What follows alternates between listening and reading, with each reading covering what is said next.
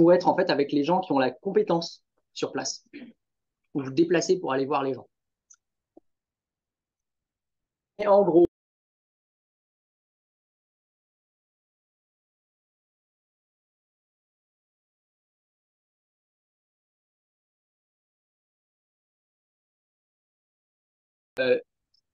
sur chaque site, il n'y a pas tant de personnes que ça et on prend soin de tout. Voilà. C'est-à-dire que vous n'êtes pas lâché en pleine nature. C'est un peu à échelle familiale, on va dire. On se connaît tous. Des avantages, mais s'il y a des inconvénients aussi si vous faites n'importe quoi. Euh, c'est très international. Dès l'origine, il y a eu beaucoup de personnes de l'étranger. Et puis, en fait, il y a de plus en plus de Suisses du fait du renouveau de l'intérêt des étudiants, notamment de l'EPFL. Côté boulot, le truc qu'on peut dire qui n'est pas forcément nécessaire dans tous les domaines à l'EPFL, c'est que je crois que j'ai jamais vu un étudiant sur le carreau après. En termes de boulot, il y a de quoi faire. Donc, d'une façon ou d'une autre. Et puis, tout est fait en plus pour que vous rencontriez des personnes du domaine pour avoir une idée de où aller et ce qui vous intéresse, etc. Et on a évidemment des liens en Suisse, en Europe et puis hors d'Europe, quoi. Profiter de nos réseaux à nous. Euh, alors, bah, évidemment, sur les besoins suisses, on a des centrales, certaines qui sont en train d'être démantelées, de Berck, et puis d'autres qui sont encore en exploitation et qui ont l'intention de prolonger leur exploitation. Enfin, il y a des discussions en cours. C'est du boulot pour déjà un bon bout de temps pour faire une carrière. Il y a aussi tout ce qui est côté déchets, puisque bah, en Suisse, on a une loi qui fait qu'on gère nos affaires, on gère nos déchets. Donc ça, c'est aussi du boulot. Ça, c'est pour la partie vraiment génie nucléaire, côté génération d'énergie, production d'énergie. On a des liens avec les partenaires industriels. En fait, il a été monté en réfléchissant à ce qui serait pertinent. Donc, à la base, enfin, la Suisse, c'est petit, quoi, on connaît tout le monde. Et puis, bah, évidemment, il y a de la recherche et il y a des trucs intéressants en recherche. Enfin, on espère que ça peut vous intéresser. En tout cas, nous, ça nous intéresse. Elle est un peu vieille, il va falloir la refaire. On avait fait quand on est arrivé à quelques étudiants déjà, on avait fait des statistiques pour savoir ce que faisaient les gens. Globalement, elles sont fausses, ces statistiques, mais je vais pouvoir vous dire ce qui est faux. En fait, globalement, historiquement, on avait plus d'étrangers que de nationaux et c'est en train de changer déjà depuis quelques années. Mais bon, sans surprise, on a des Français. On a eu pendant un gros temps toute une communauté asiatique, notamment en Chine, qui venait. En ce moment, c'est moins le cas. En général, les gens sont contents du programme, ça fait plaisir de le dire, plus qu'en général d'ailleurs. Et la plupart restent dans le domaine nucléaire, sachant que le domaine nucléaire, en fait, c'est un domaine vaste, donc c'est toujours la question de ce qu'on appelle la limite nucléaire. Comme il y avait beaucoup d'internationaux, il y avait beaucoup de personnes qui rentraient dans leur pays après leurs études pour continuer leur carrière. Mais c'est pas une histoire de est-ce qu'il y a du boulot ici ou pas, il y en a. Et puis bon, bah, vous le savez, à l'EPFL ou à Zurich, on n'est pas sur des frais à l'américaine ou à la britannique. Monsieur, Ouais. les stats, enfin, le port sur une 80 personnes. Non, non, non, c'était tous ceux entre 2008 et 2017. Ah non, non, pas sur une année, sinon l'échantillon. J'ai pas mis les incertitudes, mais on est déjà sur 100 personnes, quelque chose comme ça. À peu près 100 personnes. Parce qu'au début, ils étaient un peu moins nombreux et progressivement ça a augmenté, donc je pense que ça doit faire à peu près 100 personnes dans ces eaux-là. De mémoire, c'était ça. Parce que j'y étais quand on l'a fait, c'était ça. Donc pour le contexte côté plus suisse, ben on a toute l'organisation au niveau. Bah, peut-être que vous connaissez maintenant un peu la stratégie 2050. Peut-être commencer à regarder ce que ça veut dire au niveau suisse, pas seulement en tant qu'ingénieur, mais aussi en tant que Suisse ou personne vivant en Suisse. Et notamment sur les centrales, il y a des lois sur comment est-ce qu'on organise tout ça. Dans tous les cas, ça veut dire que au-delà de 2040, il y a encore du boulot. À l'international, on a mis à jour un peu plusieurs fois. Voilà. C'est pas forcément. Je les ai laissés parce que je pense que c'est important de se rappeler comment ça marche. Pour ceux qui veulent aller faire un tour en Chine, il y a de quoi faire. Et sans rire, parce que en fait, les industriels européens sont quand même pas mal implémentés en Chine. Et puis aux USA il y a 4 sites, mais en fait, là, c'est en train de. Enfin, ça se multiplie, quoi. Il y a un nombre de startups pas possible. Il faut avoir un doctorant qui vient d'intégrer une startup. Voilà. Et puis, bah, côté français, évidemment, ils sont un tout petit peu nucléaires. Et ils ont surtout besoin de bras, en fait. C'est surtout ça que je voulais dire. c'est que en termes de recrutement, il y a eu des annonces, ils ont besoin de gens, quoi. Et là, je peux enregistrer normalement. Envoyer une demande. Je t'envoie ma demande. Non, mais je suis en train d'enregistrer. Ah, c'est bon. Oui, oui. Tac, très bien. Ah, tu peux refuser ma demande. Merci. Merci. On peut en discuter si vous voulez, c'est discutable évidemment, mais dans les mix énergétiques, le nucléaire a l'avantage de ne pas être trop carboné, même comparativement à des énergies dites renouvelables. On est carrément en bas, surtout si on gère bien le truc, comme en Suisse d'ailleurs. Donc, ce qui en fait un intérêt par rapport à la situation actuelle au niveau énergétique. Vous pouvez m'interrompre, allez-y. Hein. Ouais. Et là, vous connaissez alors Non, non, elle a intégré une startup. Ah, okay. Après, on a un autre diplômé qui a intégré une startup à ses débuts, donc il n'a pas fondé, mais qui était dans les premiers. Bon, enfin, c'est varié. Donc, globalement, en fait, le modèle dominant aujourd'hui, je vais essayer de ne pas être trop politique là-dedans, mais aujourd'hui, il y a des investissements par startup qui se font, et des startups, on en voit tout plein aux États-Unis et un paquet en Europe. Chaque pays a ça ou ses startups dans le milieu du nucléaire, avec les limites et les avantages de l'exercice. Ouais. Disons qu'il y a pas mal de développement qui se fait dans ces milieux actuellement. Oui. S'il y a des pays qui veulent réduire leur quantité de centrales nucléaires, c'est parce que c'est dangereux. Oula, tu me demandes de faire un point sur une multiplicité d'opinions sur la question. Globalement, sur la réduction, si tu prends juste l'exemple suisse, je vais m'en tenir juste à l'exemple suisse. La Suisse a voté le fait qu'on ne construisait plus.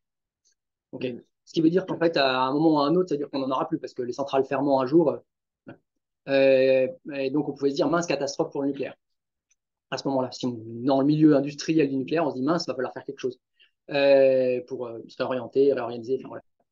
Avec des échantillons quand même. Hein. Les plans énergétiques, c'est pas 5 ans, 10 décennies. Et puis, il n'y a pas si longtemps, il y a 4 ans, ouais, il y a eu ce vote par rapport à la fermeture anticipée des centrales, c'est-à-dire pas les laisser vivre, mais les arrêter tout de suite. Et ça a été refusé. En fait, ce qui se passe, c'est que sur les choix énergétiques, on est sur des choix qui sont nécessairement à moyen ou long terme, avec des investissements réguliers si on fait bien les choses.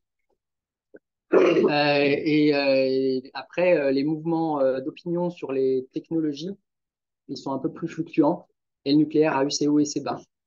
On est sur une industrie qui est très particulière de ce point de vue, qui a été autant aimée que détestée historiquement, à raison et ou à tort. Il y a des bonnes raisons de se poser des questions et il y a des mauvaises raisons de se poser des questions. Mais voilà, après, ça, c'est un choix démocratique dans nos pays, peut-être moins démocratique dans d'autres. Voilà.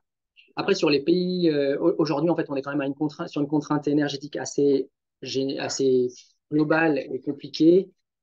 Le nucléaire a l'avantage d'émettre peu de CO2. C'est un avantage qui reste quand même assez colossal vu les problèmes actuels. Donc, en fait, il y a plein de pays qui ont tendance à changer d'avis. Et pour faire tout simple, en fait, si je regarde le nombre de personnes dans cette salle, disons qu'en 2014, c'était pas la même, quoi. Voilà. Juste pour dire, c'est en quelques années, vous avez un peu multiplié là. Et dans le master, nous, on a une pente ascendante sur le nombre d'étudiants qui candidatent et sur le nombre d'étudiants qu'on reçoit. C'est d'ailleurs été un problème. À la fin, ça fait beaucoup. Voilà. Mais donc, il y a un intérêt manifeste, par exemple, même en Suisse, un regain d'intérêt qui est notable. Et même en Suisse romande, qui n'est pas anodin pour l'histoire. Ok, donc je continue, ça vous va? N'hésitez pas à garder vos questions, à m'interrompre comme vous voulez. Donc ça, c'est juste pour vous donner un peu de contexte. Par rapport au master en lui-même, le master est vraiment né des besoins et de l'activité en génie nucléaire pour la production d'électricité. Donc il y a un focus là-dessus. C'est clair que le master est né pour ça. Maintenant, ça fait déjà bien longtemps qu'on l'a ouvert à un grand nombre de thématiques connexes, voire carrément intégrées. Donc notamment tout ce qui est médecine, tout ce qui est médecine et industriel. Et aussi côté énergétique, côté fusion. On a des liens avec les collègues USPC. Et donc, en fait, on a fait une restructuration en 2018 pour ouvrir le curriculum, que vous ayez vraiment plus de possibilités en termes énergétiques et même industriels, techniques, etc.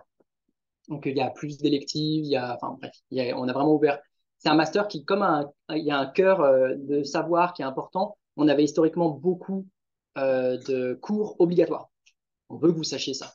Voilà. La radioprotection, c'est pas une option, voilà, pour dire autrement. Mais au bout d'un moment, quand on avait des requêtes pour aller voir, je sais pas moi, les mix énergétiques, etc., voilà, on a ouvert au maximum. On a gardé vraiment ce qu'est le cœur et on a ouvert sur toutes les thématiques où vous étiez intéressé en discutant, en réfléchissant. Ça nous a pris un peu de temps, ça nous a pris un an de réflexion, de savoir comment on voulait l'ouvrir. On n'a pas fait de filière, enfin de section comme vous voulez, de petits tronçons, genre plus industriel, plus médecine, etc., parce que ça n'avait pas tellement de sens avec 20 personnes. Mais voilà, vous pouvez en tout cas bâtir votre curriculum avec ça.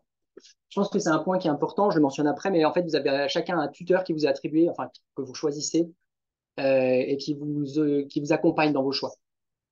Ça, c'est un des points forts, je pense, du master, c'est que vous pouvez interagir avec un professeur, quelqu'un qui est d'un domaine, qui connaît le domaine et qui vous dit, ouais, ça, c'est une bonne option si tu veux aller là-dedans, etc. Donc, ouais, on est intéressé sur la question énergétique au sens large, c'est-à-dire que le nucléaire, c'est bien, mais c'est pas tout seul. Et surtout, aujourd'hui, on est sur des mix énergétiques qui évoluent. La question de la durabilité, elle vient chez nous aussi, hein, pas de miracle. Et puis ensuite, on est ouvert, ce qui veut dire que on vous prend par la main. Voilà, si vous venez de mécanique ou de sciences de la vie, on vous prend par la main pour que vous ne soyez pas largué face à vos collègues physiciens. Et en fait, en général, ça va très bien parce que les physiciens croient qu'ils sont à l'aise. Et en fait, on est un milieu qui est interdisciplinaire par nature. La biologie, il va falloir la faire. Donc, l'un dans l'autre, tout le monde apprend.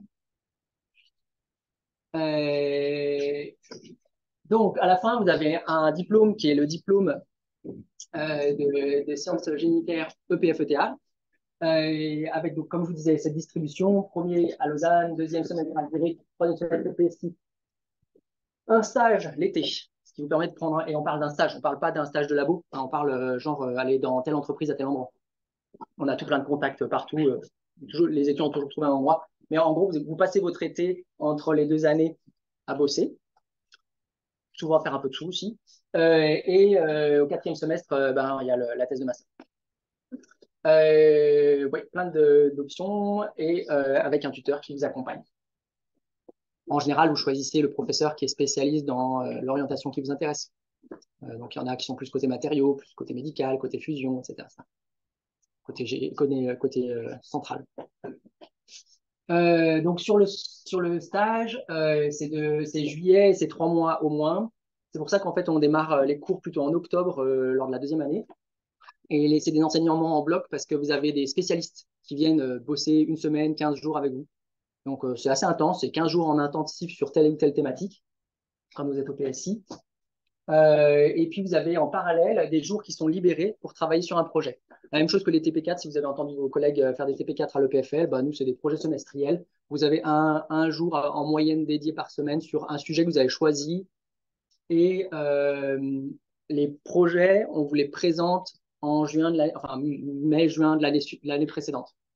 En mai-juin, vous choisissez votre projet et en octobre, vous commencez votre projet en allant dans les labos. Donc, 4e semestre, thèse de master, souvent au PSI, parce qu'il y a vraiment du choix. Moins 25 semaines. Pour le coup, c'est plutôt côté recherche. Et évidemment, il y a des critères sur le démarrage de la thèse de master. Si vous n'avez pas assez de crédit, on sait que vous allez dans le mur. Donc, voilà, il faut avoir au moins 8 ans de crédit pour pouvoir démarrer. Et puis, une fois que vous avez soutenu votre thèse de master avec tous vos crédits, vous avez le diplôme. Rien d'incroyable. Vous pouvez regarder ça plus en détail, mais là, vous verrez donc qu'il y a 8 cours qui sont obligatoires. Et tout le reste, d'une façon ou d'une autre, c'est des options avec des petites spécificités. Donc, le stage, où vous voulez, hein, où vous trouvez aussi. Le projet, avec l'équipe que vous voulez sur le sujet qui vous intéresse. Et vraiment, je dis sur le sujet qui vous intéresse parce qu'il y a une diversité, ça va, il y a de la place que vous pouvez trouver. Vous avez l'obligation, ça fait partie, je crois, des critères EPFL, de faire un cours de management, d'humanité, etc. On vous conseille de le faire au début. Et puis après, vous avez les cours qui sont sélectionnés pour vous, mais vous avez le droit aussi de prendre des options qui vous intéressent. Si vous avez envie de faire un cours d'épistémologie, allez-y. Moi, ça me fait plaisir. Ouais. Juste, ça a changé. Oui, c'est la vieille présentation. Je suis désolé, il n'y a plus que 20 crédits de cours options. C'est celui-là. Parce que, ouais, On a Et tous les autres, c'est tous des cours obligatoires. Et les cours libres, c'est libre, il faut l'accord du tuteur. Ah non, il faut quand même l'accord du tuteur. Voilà. Faut pas que ce soit Faut n'importe pas, quoi. prendre n'importe quoi. Plastique, bon, pourquoi pas. Désolé, oui, effectivement, j'ai oublié de mettre à jour. J'ai repris l'année dernière et ça a été changé depuis. Bon, 20, ça vous fait largement de quoi faire hein, quand même comme option. Sachant qu'il y a en plus les 8 et souvent, en fait, vous les prenez quand même dans le domaine. Elles arrivent quasiment à 30, plus les projets où vous allez arriver à cibler. Bon, il y a, en gros, il y a sur les 90 crédits, il y en a 30 qui sont fixes, quoi. Si on veut vraiment dire ce qui est bloquant. Un tiers. Sur les installations, le gros bénéfice pour vous d'être sur ce petit master où chaque lieu s'implique, c'est que vous avez accès à des installations assez incroyables. Donc là, ça, c'est une cellule en show au PSI. Et en fait, soit vous y allez, soit vous visitez. Enfin, d'une façon ou d'une autre, vous allez vous confronter à toutes ces installations. Ça, c'est un exemple aussi au PSI, c'est Panda et Artis. Ce sont des grosses bêtes là pour la thermohydraulique. Et ça, c'est pour tout ce qui est aérosol. C'est des installations de recherche, mais vous y avez accès. En fait, on vous y emmène, on vous montre à quoi ça ressemble, à quoi ça sert. Et puis, en fait, les professeurs, c'est des gens qui travaillent sur ces machines. Si vous ne connaissez pas Crocus, pour ceux qui ne sont pas physiciens, qui est physicien? Ok, qui n'est pas physicien? Ah ouais, quand même, en fait. Crocus, c'est le petit réacteur qu'on a au coin là-bas. C'est un réacteur qu'on dit puissance nulle. Donc, en gros, c'est pas avec ça que vous allez même chauffer votre bouilloire. On chauffera. C'est une ampoule de 100 watts au maximum pour une cuve de 1,20 m de diamètre. Et donc, on l'utilise pour le master au sens où il y a des travaux pratiques sur nos installations en général et notamment sur Focus. Donc, par exemple, demain, les étudiants font un TP sur Focus. TP de 4 heures. Ça, c'est juste pour vous montrer côté recherche, c'est le genre de recherche qu'on peut faire dans Focus. Je ne sais pas si vous voyez, il y a un truc qui bouge. Là, ce que vous voyez, c'est des barreaux de combustible qui oscillent parce qu'on regarde l'impact de vibration dans un réacteur. Voilà, c'est l'expérience Colibri, ça c'est un truc où ça nous a pris un peu de temps. Parce que vous imaginez aller voir le régulateur et dire j'ai envie de secouer mon cœur. Ouais, ça allait plus. Bref, ça a marché. Ça marche très bien, on a des résultats intéressants. On a participé à un gros projet avec ça et les résultats sont encore en cours de publication. C'est typiquement ce qu'on peut faire. Le but, c'était que je sois court, on est déjà super tard. Mais en gros, en quelques mots, évidemment, on est centré sur la production d'électricité, mais pas que du tout. Au sens où il y a plein de gens qui vont côté, je dirais pas physique des plasmas, mais aussi fusion. Parce que côté fusion, il y a toute la partie nucléaire qui est quand même hyper importante. Il n'y a pas que les plasmas, même si beaucoup prennent le cours au premier semestre sur la physique des plasmas, enfin les cours sur la physique des plasmas. Mais voilà, tout ce qui est radioprotection, etc. Vous avez accès à des installations assez uniques, que ce soit pour clairement jouer avec comme Crocus ou simplement les visiter, aller voir. Et en fait, il y a tout un tas de visites prévues, des visites d'installations de recherche, mais aussi d'installations industrielles. Et puis, quelque chose qui est important, qui est hyper important pour la suite pour vous, d'abord, vous avez un stage de 3 mois.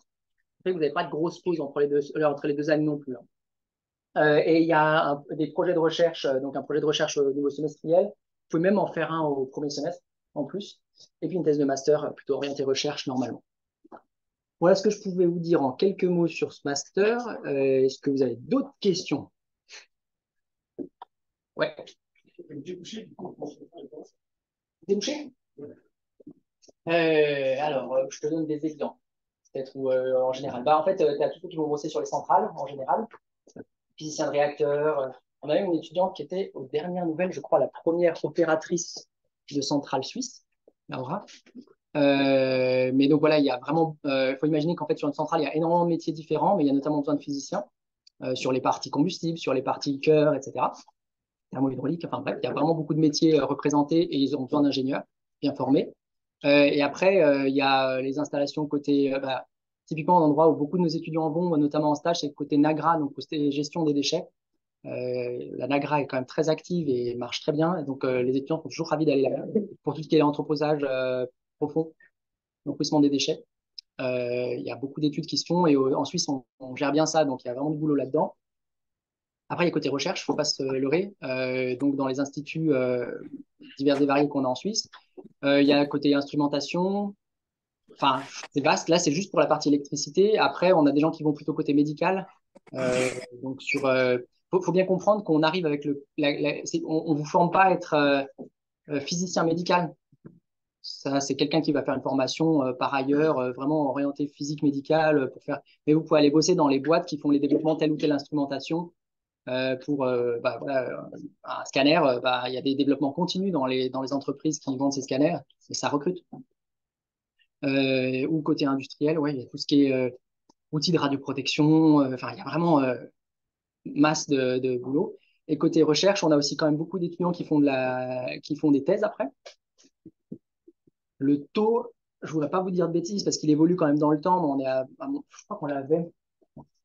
Je crois qu'on était à un tiers, voire la moitié qui font une thèse encore après. Parce qu'en fait, sur nos thèses, il y a un bénéfice qui est assez notable, c'est que c'est des thèses qui sont très souvent, on est sur un milieu, c'est très lié à l'industrie, il y a des ponts évidents. Donc même quand vous faites la recherche, vous vous amputez pas de la possibilité d'aller dans des milieux industriels d'intérêt après. Voire vous avez accès à des postes plus intéressants. Enfin, clairement, vous avez accès à des postes plus intéressants. Voilà. Si ça répond un peu à ta question. J'ai pas compris. Ah, une bonne question. Il faudrait demander aux étudiants qui sont là. Si tu vas en recherche, je peux te dire parce que je peux te dire le bien, mais ça c'est public. Le salaire ingénieur typique EPF, il y a pas de, je crois pas qu'il y ait de grosses nuances. Ça dépend où tu vas, mais je sais pas. Tu as en tête les chiffres EPF? Je vois pas de nuances spécifiques. C'est pas vers le bas, c'est plutôt dans la norme, voire au-dessus de ce que j'en sais. T'as les valeurs pour demander aux collègues. Faut pas savoir parce que moi je suis pas dans l'industrie. Je vais te dire des conneries, donc ça sert à rien. Ce que je peux te dire, c'est que côté suisse-allemand, ça paye mieux. C'est une réalité. Moi, je dirais dans une banque, ça paye aussi mieux. Oui. Non, mais typiquement, on n'a pas d'étudiants qui vont ensuite se dire je vais dans la finance parce que c'est plus intéressant. Ça, chez nous, j'ai jamais vu quoi. Ouais. Mais bonne question, je vais regarder. Et quelle activité, c'est un peu plus théorique ou bien c'est vraiment assez expérimental? Il y a de tout. Hein. Alors, en fait, le propre de ce milieu, c'est qu'on fait vraiment de tout, de la théorie au calcul, au développement de code, à la comparaison expérience-calcul, qui est une activité à part, ce qu'on appelle la validation. Moi, je suis côté expérimental. La formation en elle-même couvre tout. Et après, là où vont les gens, à peu près tout. Ah, il y a quand même une réalité, c'est que le monde moderne, c'est beaucoup de calcul. Les gens qui mettent les mains dans le cambouis vraiment, il n'y en a pas tant que ça. Ce qui a tendance à changer avec les développements récents sur les startups parce qu'ils ont besoin de faire des machines pour démontrer à un moment. Donc, on sort d'un paradigme où on faisait du dimensionnement, enfin du design par le calcul, puis ça montre ses limites aujourd'hui. Donc, on est plutôt à aller construire maintenant des démonstrateurs et à faire du design notamment par le démonstrateur. Et donc, le retour aux belles expériences est assez manifeste. Il y a aussi des choses qui se font de ce point de vue. Ouais. Mais si je prends juste au labo, on est 4 chercheurs, il y en a un qui est sur le calcul, il y en a un qui est sur le lien entre calcul et expérience, un qui est sur l'install et moi je suis sur les expériences. Il y en a à peu près la diversité. Moi, je suis pas tout le temps devant mon écran.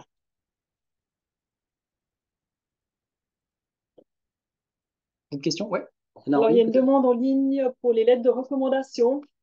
Bachelor en physique, vous n'avez pas besoin de demander des recommandations.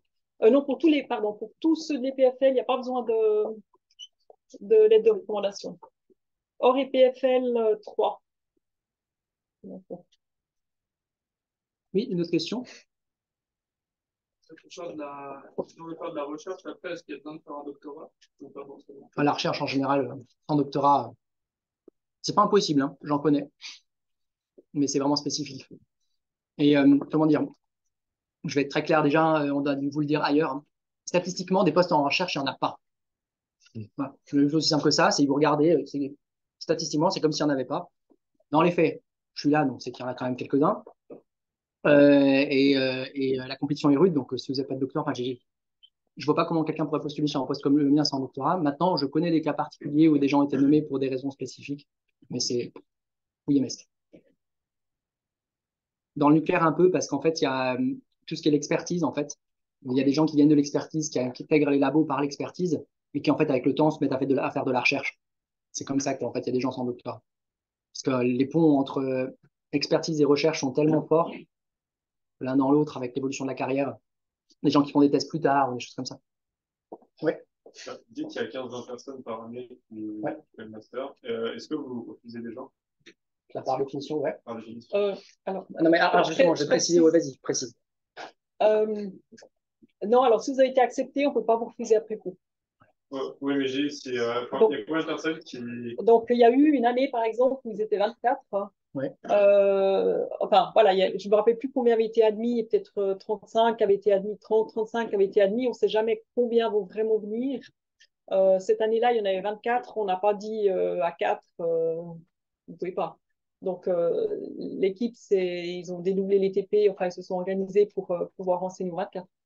Donc, si vous êtes admis, vous êtes admis. Non, mais je pense que ta question, elle était aussi liée au fait, est-ce que les EPFL qui ont 4,5 peuvent venir? Oui.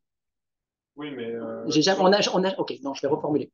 On n'a jamais eu le cas où il y avait tellement de PFL qu'on devait sortir un EPFL. Ah, ok. C'est-à-dire que de toute façon, je crois que s'il y a un EPFL ou un étranger, c'est vite vu, c'est l'EPFL d'abord sur les admissions. J'ai jamais eu à gérer ça, moi. Hein, donc, Ouais. Je sais pas. Avec un 4-0, c'est un peu limite. Hein. Non, avec un 4-0, non, je disais un 4,5 justement. Ah oui, 4,5, non, 4,5, c'est bon. J'ai jamais vu, en fait, ce qui se passe, qu'il faut comprendre, parce que c'est quand même une réalité et j'ai pas, enfin, j'ai l'intention d'être clair à ce propos. Le nucléaire est une industrie et une industrie qui est débattue. Okay, c'est pas une industrie, enfin, je veux dire, où tout est tout rose et on prétend que c'est tout rose. Il y a plein d'industries où on prétend que tout est tout rose. L'industrie en général pose question et le nucléaire aussi. Et donc, en termes de personnes qui candidataient, on a eu des hauts, des bas. Et donc, sur la statistique, on est entre 10 et 15. Nous, c'est l'optimum. 10-15, c'est génial. On a eu des années où on n'en avait que 8. Ça arrive, statistiquement, où il n'y en a que 8. Alors, c'est pas 8 qui avaient candidaté, c'est 8 qui sont acceptés. Parce qu'en fait, on a quand même plus qui candidatent. Mais ce que je veux dire par là, c'est que ça arrive que ce soit vraiment au bas et où on se dit, mince, est-ce qu'il y a un problème avec le master, etc. Alors, dans les faits, si vous connaissez un peu les incertitudes statistiques, vous savez que ça doit fluctuer.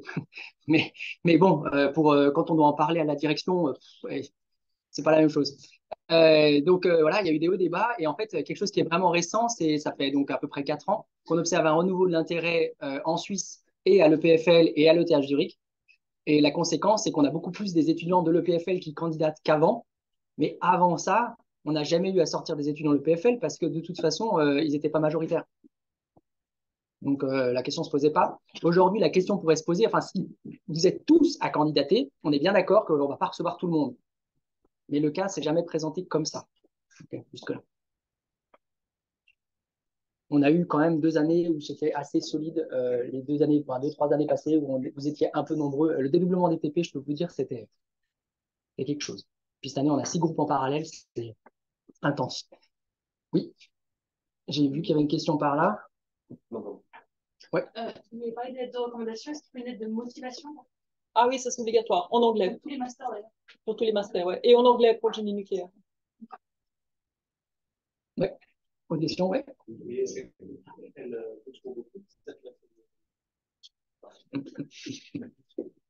Ben, s'il y a des doutes, oui. S'il y a des doutes sur votre parcours, oui, ça va être important de savoir pourquoi vous voulez faire ça. Ouais. Si vous arrivez avec 6, bon. Il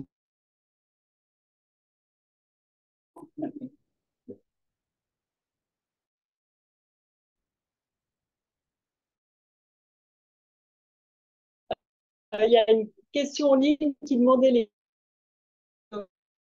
comme a dit Vincent, c'est quand même un master qui est pour plusieurs bachelors et chaque bachelor doit s'adapter au niveau et on vous accompagne hein, vraiment. C'est-à-dire que d'abord, on peut imaginer quand même que sur la question nucléaire, on est à une échelle où la question quantique n'est pas anodine. Mais en fait, les besoins pour le génie nucléaire, on les parcourt avec vous et on n'a pas du tout un focus sur la physique quantique. Alors après, si vous voulez faire de la théorie côté matière nucléaire, etc., bon, faites-vous plaisir. Et là, il vaut mieux que vous ayez un bagage de physique assez avancé et que vous continuez à en avoir. Mais pour la grande majorité d'entre vous, vous n'aurez pas besoin d'aller refaire la physique quantique du tout. Et tout ce que vous avez besoin de savoir, on le balaye avec vous. Voilà. On vous prend par la main. Si vous venez de SV, enfin des étudiants de SV qui réussissent, on en a tout plein, quoi. Et qui s'en sortent bien même. et qui d'ailleurs mettent les efforts dès le début, contrairement à d'autres, et que du coup, ils s'en sortent bien. Oui. Après, je peux peut-être juste rajouter qu'en fait, à l'ETH, ce master, il est en génie mécanique et pas en physique. Voilà. Ça, c'est historique. Il fait partie de la section de génie mécanique. C'est la version allemande. Pour montrer que c'est pas que physicien, en fait. Pas Non, sans dire de bêtises, en fait, le génie nucléaire a été associé aux facultés de physique et de mécanique en fonction des pays. Et donc en France, et donc en Suisse romande, c'est le côté physique. En Allemagne, et donc en Suisse alémanique, c'est méca.